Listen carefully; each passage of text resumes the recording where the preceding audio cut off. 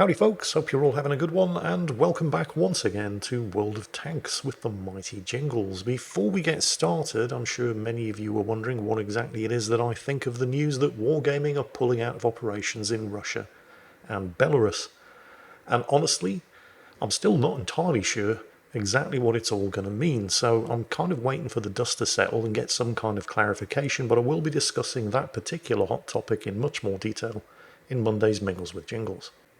In the meantime, World of Tanks, and this is going to be a fairly short World of Tanks video, although you probably already guessed that if you looked at the video's duration, but there are actually going to be all kinds of good reasons for that. Reasons which some of you may have already guessed, and which will also explain why most people seem to be driving more or less the same overpowered tanks, and why everybody is loaded with nothing but 100% gold ammo.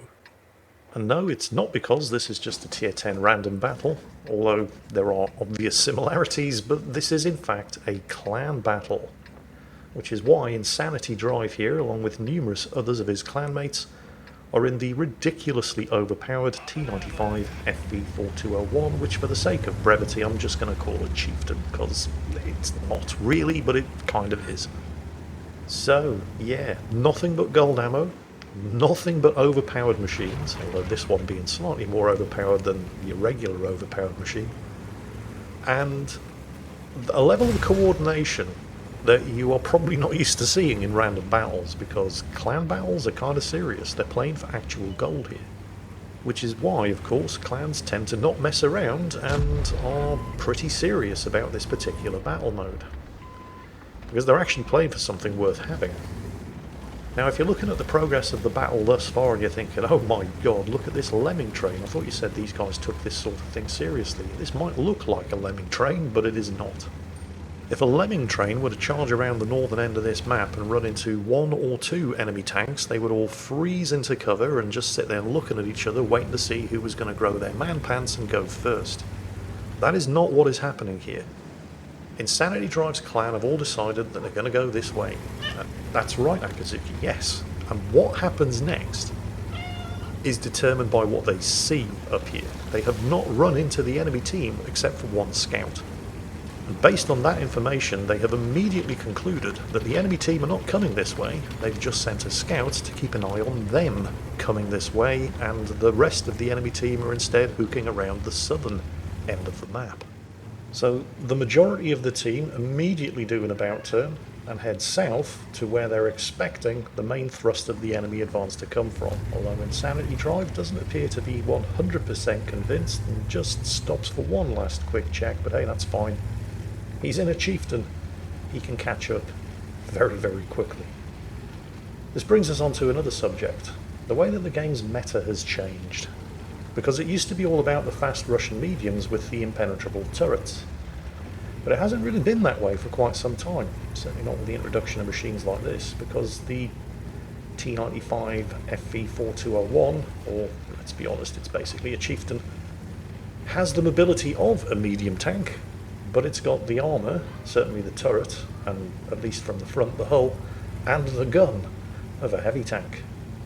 So why would you bother with medium tanks? And if you look at the lists of both teams, there are no medium tanks in this battle, because you can get heavy tanks like this that have all of the advantages of a medium tank with none of the drawbacks.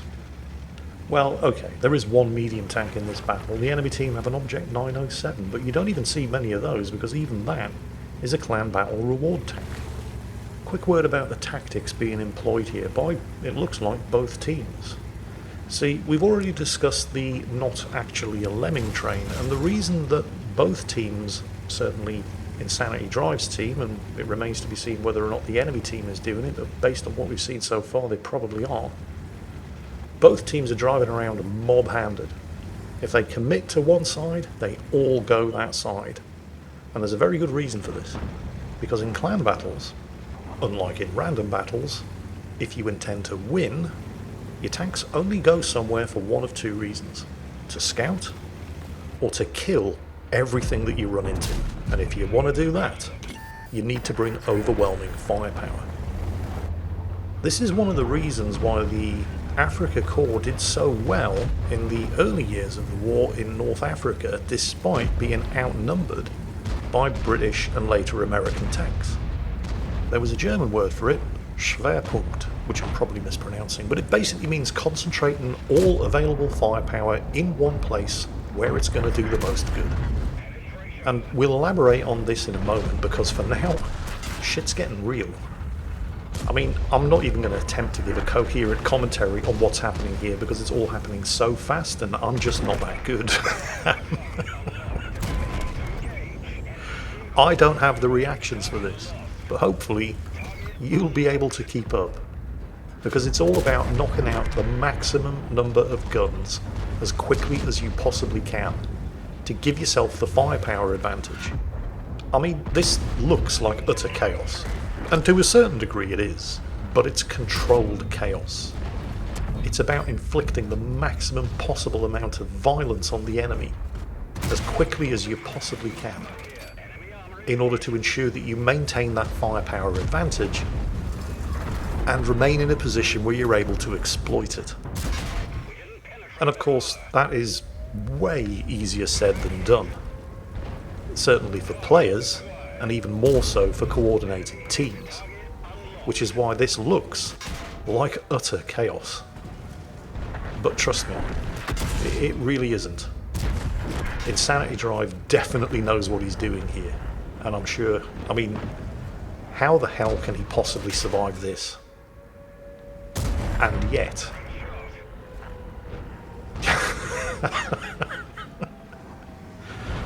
yeah. So many tanks dead in such a short period of time. I'm reminded of the old Royal Marines recruiting advert where they show somebody going through Royal Marine recruit training at CTCRM Livingston, and they're putting him through absolute torture, and they keep asking, at what point would you give up? At numerous times throughout the commercial, would you give up here? Would you give up here? How about here? And if you answered yes at any point, you're not the kind of person they're looking for. At what point during this would you have thought, that's it, I'm done, I'm never going to survive this? But that's the key. As long as you've got one hit point and a working gun, you can still fight.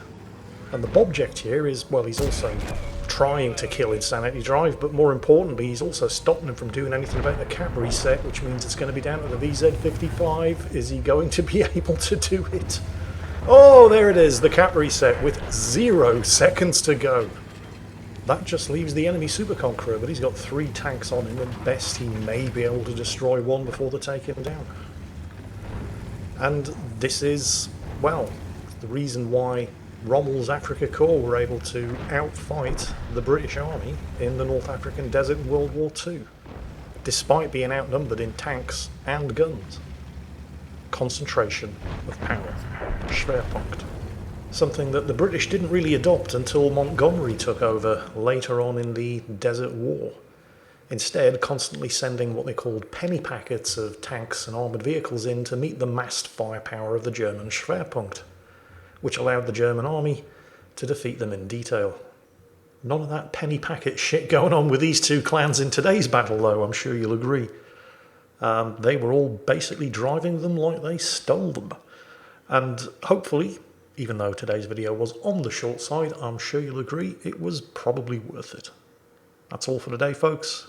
As always, take care, stay safe, and I'll catch you next time.